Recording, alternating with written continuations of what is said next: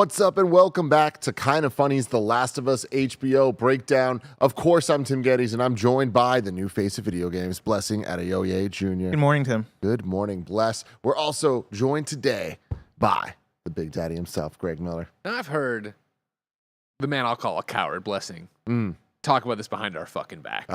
But how much longer is he the new face of video games? Because he's been around a while. You know what I mean? I wonder this every single time. Yeah, I mean... It's one of those things where don't take it personally. Don't take it personally. There's nothing personal to take. Until there's somebody else that's new, you are still the new one. Sure. It's like a reigning champion. Exactly. Got it. So we need a number one contender in order for you to be kind of like how I'm still trending gamer. Exactly. Yeah. There's been none since. No gamers trending.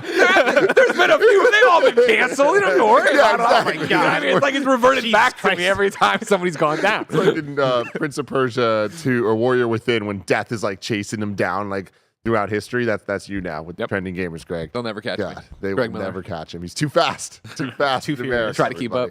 Try to keep up. Hey, look at the shirt. Nice shirt. Little dry bone shirt. Oh, is that it's not our shirt. It's just a dope shirt.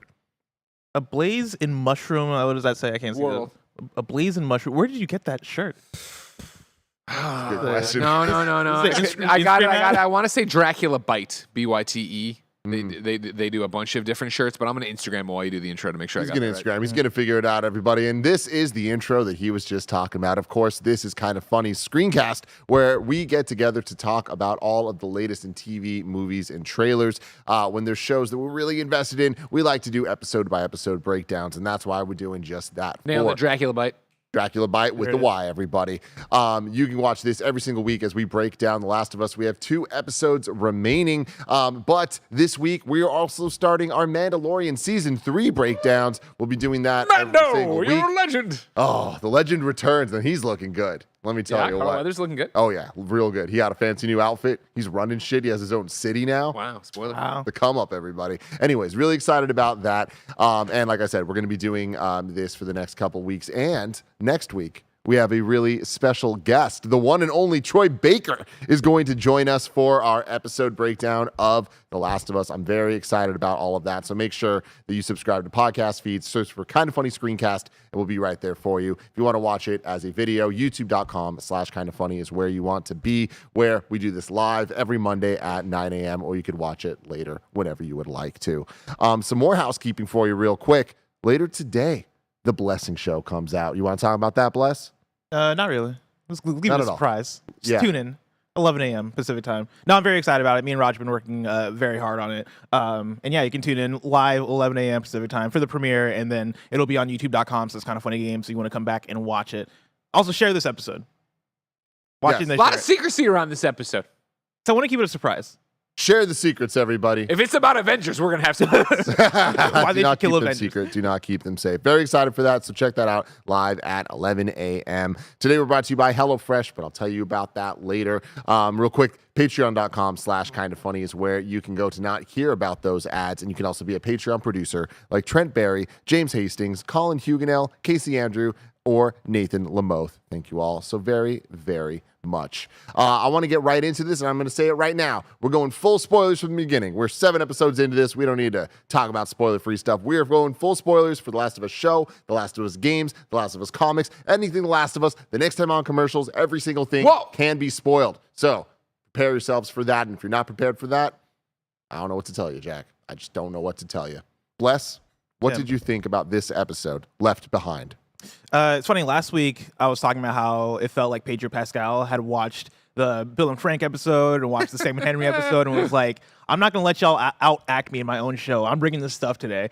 And this last episode felt like Bella Ramsey saw Pedro Pascal in the last episode and was like, I'm not going to let you out-act me on this show. I'm going to bring the stuff today. And I think this episode it was fantastic. Bella Ramsey really brought the stuff. I think for me, this really elevated her Ellie. You know, we already love her as Ellie already, but I think what she brought to this episode even elevated that further in terms of what they did with her back and forth with Riley. What they both brought in performance toward the last 10 to 20 minutes of the episode. I thought that was fantastic. Man, the way in which this episode adapted the DLC in ways that I didn't even think about, right? Like, a lot of that DLC, I'd say, is just hanging out in the mall and, like, going to the arcade, doing the photo booth. Like, I believe there was a water gun fight or something in that DLC, if I remember. And I don't know if they did that in the TV show. But, like, there's a lot of elements. Watched it last night. I know. But like there are a lot of elements like Listen, that. I didn't watch the whole thing. I got halfway through and I was like, all right, they did it. I don't even watch the rest.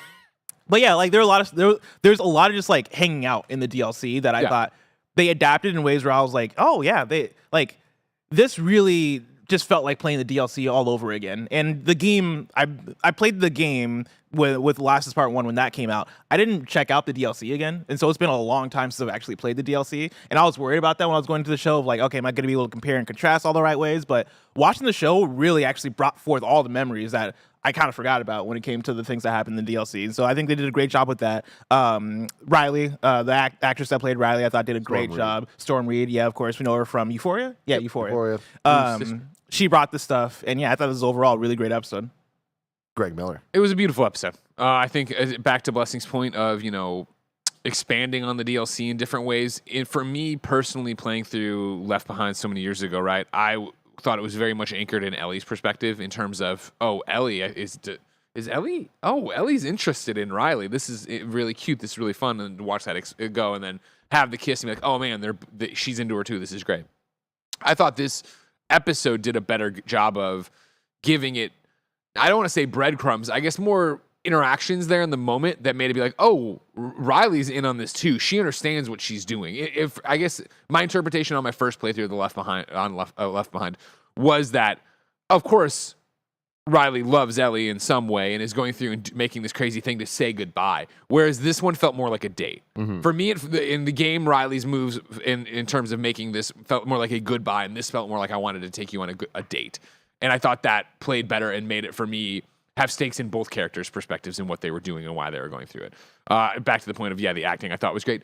This is something I would usually leave up to Tim, but I only notice it when it's really good or not that great. Music. I thought some of the music choices were not good in this. Where not the licensed music, that was all great. But like there was a section running on rooftops where they just put in some weird guitar thing, and I was just like, "What is this?" Actually, Last of Us music, I love it, baby. Like it. Uncharted vibes. Totally took me out of it. Where I was like, "Oh, this ain't playing the right way." There was something towards the end that did it well. Not the licensed stuff at all. That I thought that was all great. And yeah, again, Bella Ramsey. What a performance! Yeah, I think what a performance for her in terms of the Ellie we've seen so much and get a new side and get a new dimension to her. But then also for Storm to be. In the beginning, it was very much knowing where it's going, yada, yada, yada. I was like, when they were in the room, I'm like, do I buy that they have a romantic thing going on? Or, you know what I mean? Young love, whatever you want to call it. Not like they're going to be together forever. You know Spoilers. I mean? I meant general. I just meant general, your first kiss. Your first kiss, general. But like, as that went in, I totally bought into this relationship that they had and saw more of it. And I thought that was great. And I think it was, back to our conversation last week of like, would we see Joel in this? Would we not see Joel in this? How would they do it? I think it was a really great way of putting it in of like, here's the button and this all happens in a, synapse fire in Ellie's brain as she's got her hand on the door, right? Of like, no, Riley wanted to wait it out and get every last moment with me, and I want to get every last moment with Joel. I thought that was beautiful. But Tim, what did you think? Yeah, I'm right there with you guys, and Greg, you bringing up like how this differs from the game. Similar to Bless, like I haven't replayed this DLC. I mean, I guess it wasn't that long ago. I did right before Last of Us Part 2. But so I'm not that familiar with like the details of every single thing. But I'm with you, Greg, that I thought this version of it did a much better job of making it feel like it was a date, and I think that kind of framing made it feel a lot more like important than the game even did. And I feel like the connections between the two characters in this, like there was a level of like love that I had for the characters and the experience that they were having, because I just think that it is like the most beautiful thing that could possibly happen in a zombie apocalypse. Of just these like two young people like experiencing love for the first and last time, for one of them at least. And the framing of the abandoned mall. I mean, first off, there's just nothing cooler than that. But more than that, like her powering it up and it being this like secret place that they get to go to and experience all these things that they never got to in their own lives because they were robbed of that due to the apocalypse. So them like having the moments in the Halloween store and like all the little things that we've talked about for years now, but having it in a different medium and having it actually be Mortal Kombat 2, and they referenced that earlier in the episodes, but the amount that it focused on that game and just the fact that we're watching this show, this breakthrough show on HBO, mega hit, the biggest kind of from video game to TV movie thing that we've ever seen. And there's a reverence for video games in it. And I just love the celebration of that. And it being Mortal Kombat 2 in particular, I think is really special with all the early 90s, like government coming down on video games and the war on violence in video games and all that. And for this show to just straight up like put it front and center, show the fatality. Something about that is just like there's a love and reverence for video games. That I mean, just in general, so having hard. just being able to glance around the arcade and see Tetris, and then see she sat down at Daytona USA, right? And we had the Sega logo, and like there is such a cool way of like we talk about video game adaptations, we talk about all these different ways. It's awesome to see them do this in a PlayStation Studios production and not somehow shoehorn PlayStation in every chance they get, right? This is very much of like, no, we're telling a story here, and we're going to use the games and arcade machines that make sense. Totally. And just hearing like the Mortal Kombat theme play as they're like talking to each other and like kind of falling in love in a way. I was just like, this is beautiful. If you want to know, one of my only regrets from DICE 2023 is that I was backstage bullshitting with Ed Boon, and I never even thought to talk to him about The Last of Us.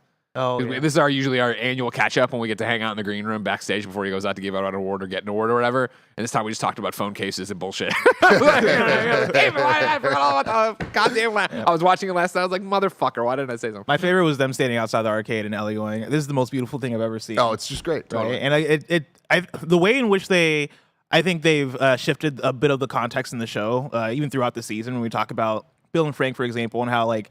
I really like that episode, and I think everybody loves that episode. I think part of that is because not homophobic, except for homophobes. Part of that is the fact that you're watching these men reclaim pre-apocalyptic life, right? It's them living as normal, and you can see how special that is to them. Where seeing Ellie and Riley outside the arcade and going, "This is the most beautiful thing I've ever seen," right? And like. Bringing that, I guess, to this post-apocalypse, like the idea of, hey, we get to go to an arcade and have fun and do all this stuff, I thought was really special. Yeah.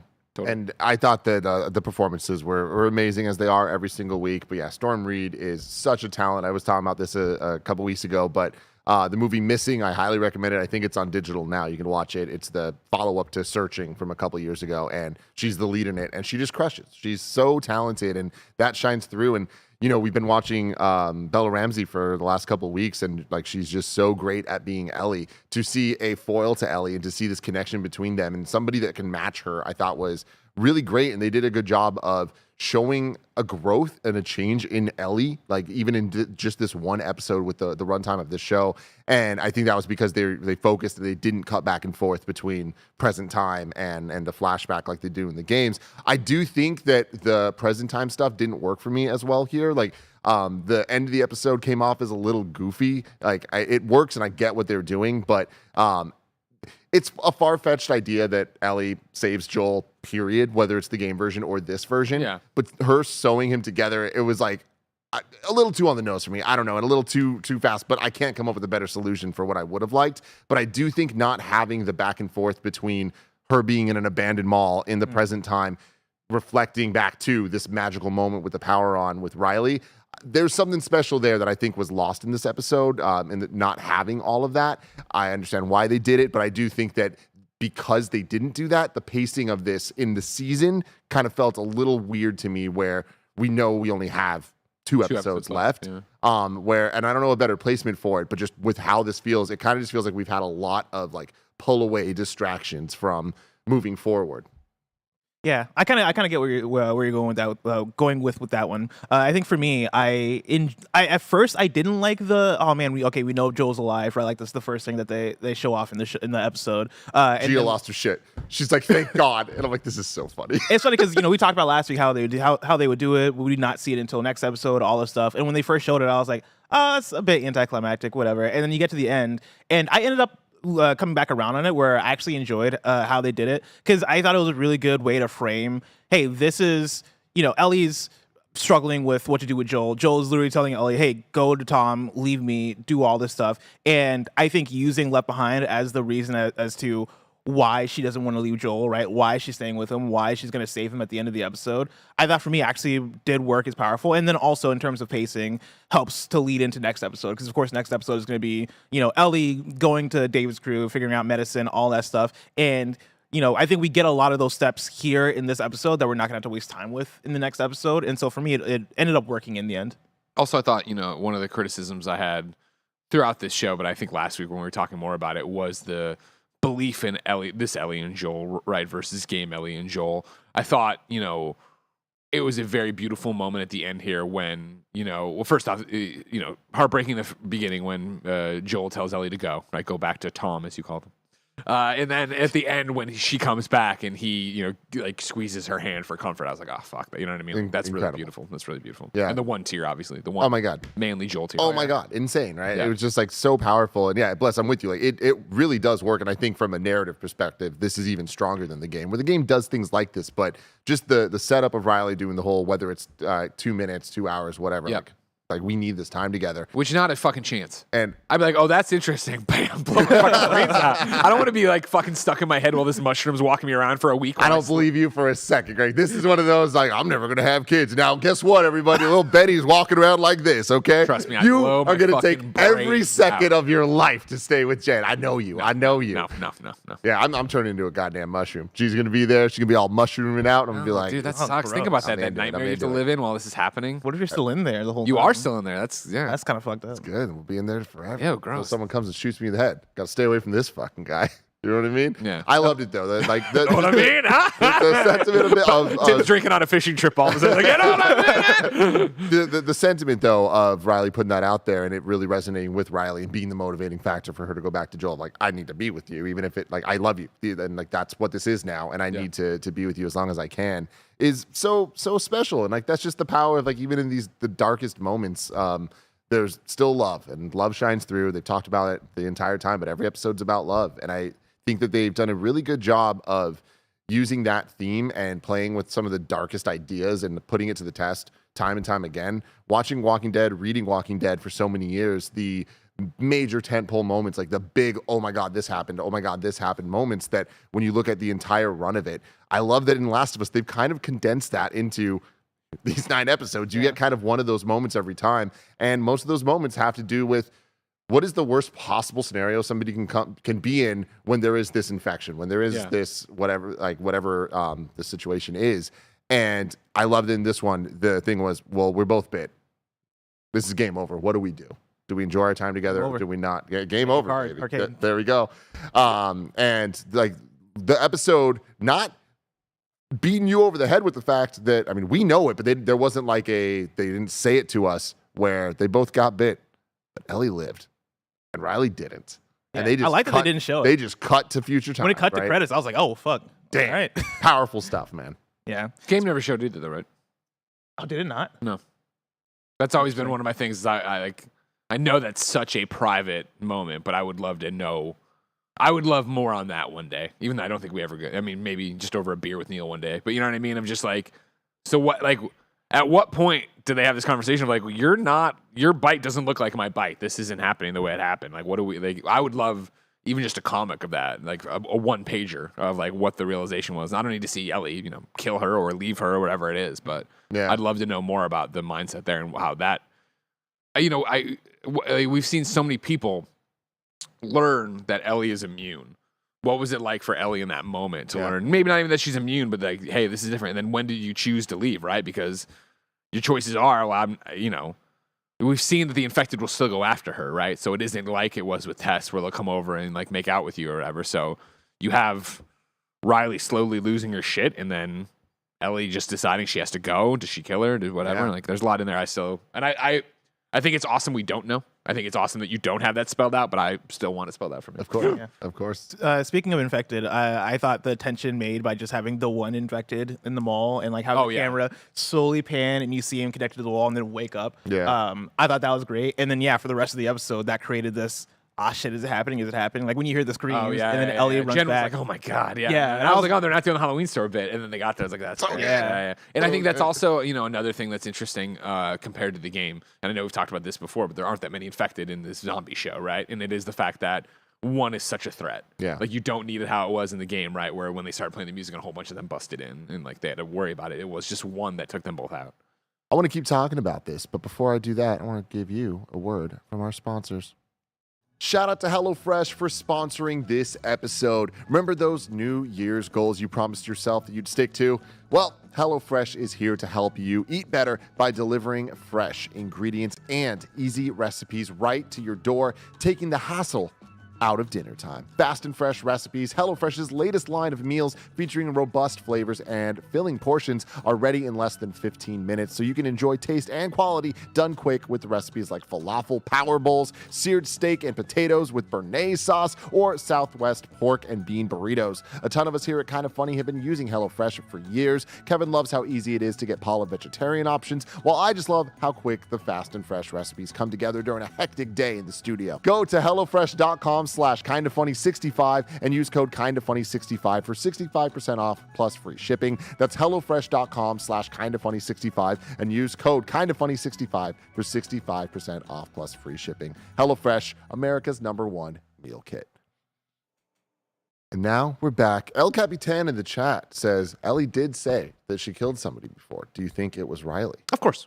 I think this is the beauty of it. I love the unknown aspect of it because we don't know. But, like, yeah, I assume that's Riley. I've always assumed that's Riley. But, like, again, I want to hear what it's not even, again, so much about the final moment as much as it is about the horror of, like, you don't know what you're dealing with, right? Because that's, what gets my juices going when I watch it and thinking and, like, you know, being in that situation is, again, like, even for us sitting here and be like, oh man, like, you know, do they know? And like, oh, you know, they've talked about it before. Like, yes, you were still in there. I think it was on the Beyond Spoiler Cast. I'm sure Neil's talked about it in a million places since then. But like that, yeah, you know, that when you're like sitting there, you know, becoming one of them, like that's you still in there, losing control of your, you know, you're in, like, what a nightmare for me. I would never want to do that. But you figure Ellie and Riley and everybody in that world don't know that.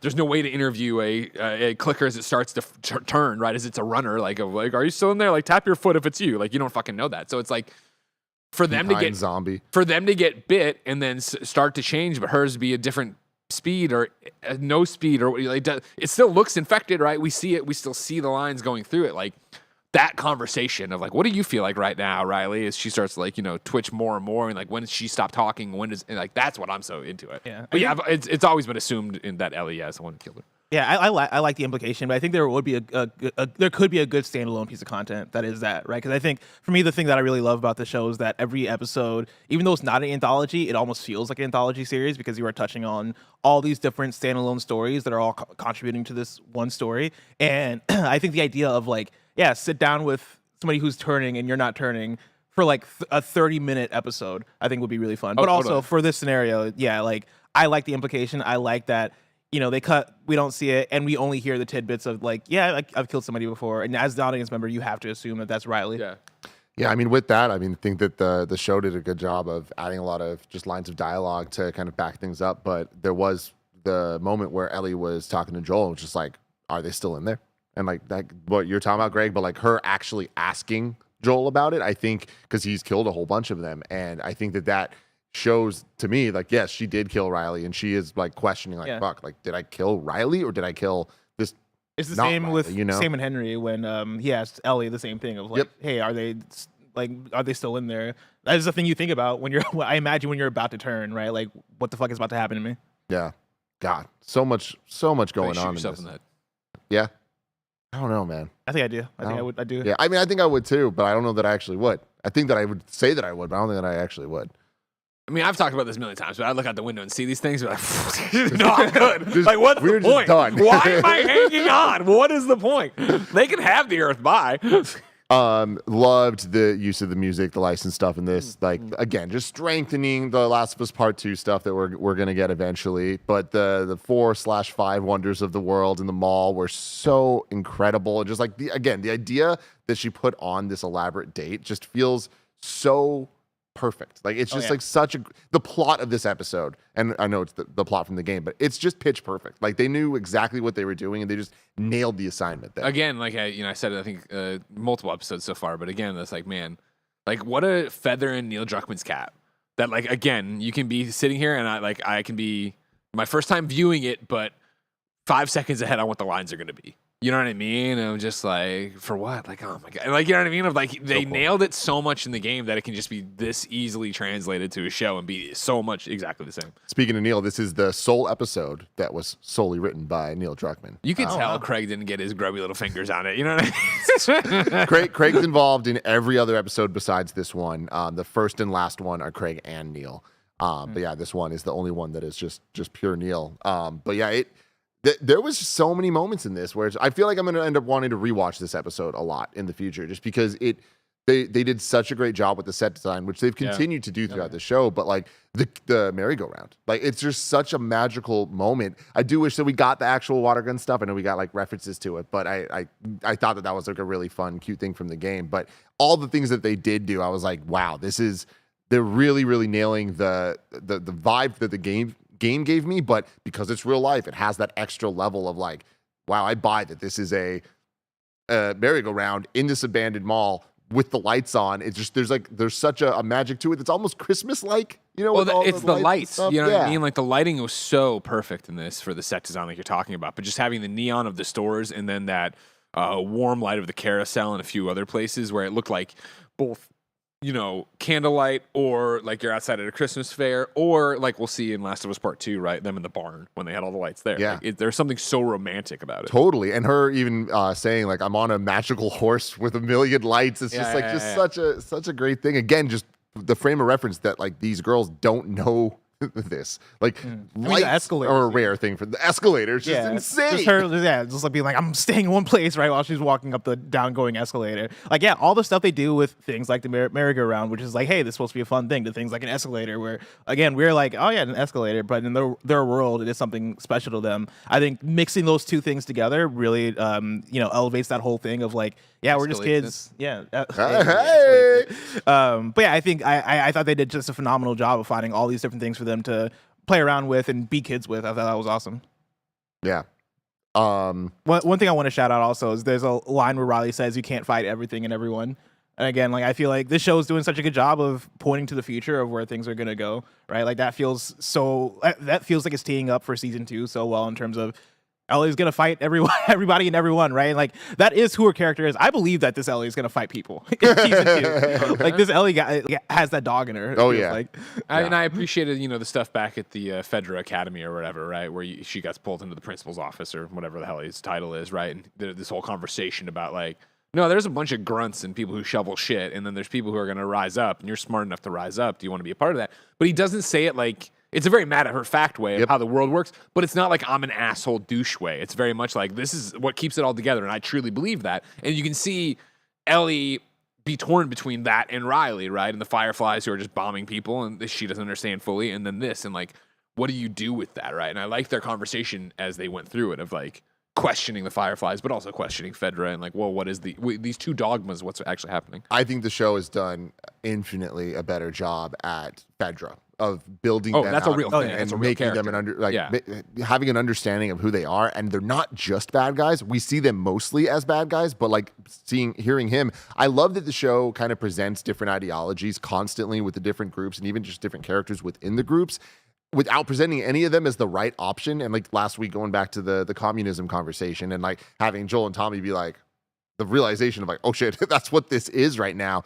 Like, I love the amount of different things where it's like, yo, like, there isn't a right answer to this. Like, there needs to be order. Without order, there's chaos, but maybe the chaos is needed for things to work. Like, every single thing has a if this, then that. And I love that they present that in a way where using the dude, the guidance counselor or whatever it was, and even the fact that they have a school and like I just love the way that they set that up, that there is this world, and he's like, people at my level are necessary or else everything goes to fucking hell. And it's like, is he right? Seems like he is in some ways, because we've seen other quarantine zones getting taken down and that not be the right answer, right? Like that is just replacing one bad with another bad. And I love the idea that like everybody is just trying to figure it out, just like we are in real life. Yeah, I mean, I think even the conversation that Ellie has with Riley in the mall, where Ellie finds Riley's like stash that she's building of like weapons that they're going to use against the Fedra, and Ellie being like, "You're literally making weapons to probably kill me," right? And Riley being like, "I wouldn't let them do that to you," and Ellie's like, "Oh yeah, they'll listen to you." Yeah, like it's like, all right, we'll see. I think again that contributes to that idea of the opposing sides, and like, you know, we can get individual perspectives on any of those sides, but yeah, like it's all going to break down in a certain way where again, it all feels like it's leading to season 2 of, yeah, once we get to Seattle, there's going to be those sides where it's like, oh yeah, Abby's crew, they're bad, but like they're not bad, they're just bad to a certain side, right? Like Fedra is the villain to the Fireflies are the villains to Fedra, right? Like I like how they're building all those things. Yeah. And I really liked the pacing of the story here when it came to having the flashback in the beginning, or the earliest part of it, at least, of like her being at the school, how they dealt with all of that, like her beating up the other girl, her having to get stitches, like all that stuff I thought was great. And then when you get into the actual mall and they're going through it all, I love even the like subverting the expectations of like jump scares and things where they're in the Halloween store, or like even when the scary thing pops up and it's the scream and it's like, oh, it's actually her getting her back. Love that as the resolution to the reveal that Riley's leaving and going to Atlanta, and it just being such a heartbreaking moment where you see this, and even the first time playing, you're like, she's gonna die. This is gonna suck. Like, this is gonna be bad. But then you're like, oh, maybe she doesn't die. Maybe she actually goes out, and it actually is just a goodbye, which would be a fairly novel thing in this type of world where the ending of two characters in a relationship are just one leaves because there's not many places to go. But to have that immediately resolved, for them to make up immediately and be like, I'm going to stay here, I thought was great. But them dancing on the Halloween thing in the mask and then eventually kissing with the music playing and all that, that felt like the perfect moment in any other thing that would have been a jump scare, zombie comes, bites her there, they don't get their moment, all that. I love that it built to the jump scare and then resulted in the kiss. So instead of it being like, oh, something bad's going to happen, it was like something amazing just happened. Like something that's so special that probably changed Ellie forever. And even you're talking about this Ellie being like so much more believable to be the part 2 Ellie of just violence and mayhem. But I love the tenderness in it too. I love her looking at the Victoria's Secret thing and like having the moment of like, fuck, like I need to look like that. And it's like, that's deeply scary that like that's how fast that could happen. But even her just like putting her hair behind her ear and then you see it later of her doing that. It's like, I love what this episode did for this version of Ellie, where we've seen her be a little bit on the more extreme side. I like that we got to see her a bit more on the like who she really could be side. Also, I want to give a shout out. This is complete gear switch. Sorry if we're trying to drive somewhere with that. Dawn of the Wolf. I've been waiting. That? I've been waiting. It's the knockoff Twilight thing that they had in the games. And so like there was a conversation when they interacted, you know, you could do the triangle over it where she was like, "What?" It was a great conversation early in the game with Joel and Ellie, where Ellie's like, "So what? Does he tear her apart?" And he's like, "No, it's a what? No, it's a romantic. It's a kids movie. It's a teen movie for romance." Earlier when they had started doing the Mortal Kombat instead of the made up game, and then like they had done something earlier where they had walked by and they didn't have a Dawn of the Wolf poster. I was like, "Oh man, I really hope they would have done that instead of having Left Behind." I like that. Yeah. So let's talk about next time on. See a little Troy Baker action, David's camp, David looking creepy as all shit. Yeah. And then we see the place in flames, and I was like, this is going to be awesome. I'm very excited for that episode. Lots of Troy in the tease, which I thought was cool. Like letting him actually talk, you know what I mean? I like that. And I also like, again, subverting expectations to a degree, right? If you don't know what's coming, you're watching that, and it seems like they're trying to talk to the leader about not trusting this girl, right? When the leader's obviously horrible. Yeah. Find out soon enough. Yeah, exactly. So we're going to get that entire scenario next week leading into the finale. No Ashley Johnson in this one. Yeah. So that will be in the finale, you got to assume, unless they cut it, which I highly doubt that they would. She's like a hospital worker? No, it's known that she's playing Ellie's mom. Okay. Yeah, so I think like we talked about last week, I imagine that's going to be a flashback from Marlene's perspective of being there when Ellie was born. And